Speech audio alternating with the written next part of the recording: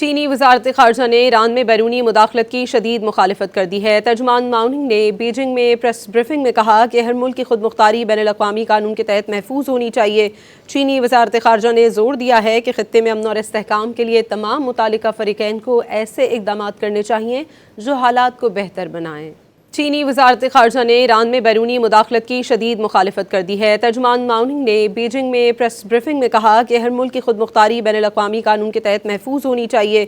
چینی وزارت خارجہ نے زور دیا ہے کہ خطے میں امن اور استحکام کے لیے تمام متعلقہ فریقین کو ایسے اقدامات کرنے چاہیے جو حالات کو بہتر بنائیں۔ چینی وزارت خارجہ نے ایران میں بیرونی مداخلت کی شدید مخالفت کر دی ہے۔ ترجمان ماؤننگ نے بیجنگ میں پریس بریفنگ میں کہا کہ ہر ملک کی خود مختاری بین الاقوامی قانون کے تحت محفوظ ہونی چاہیے۔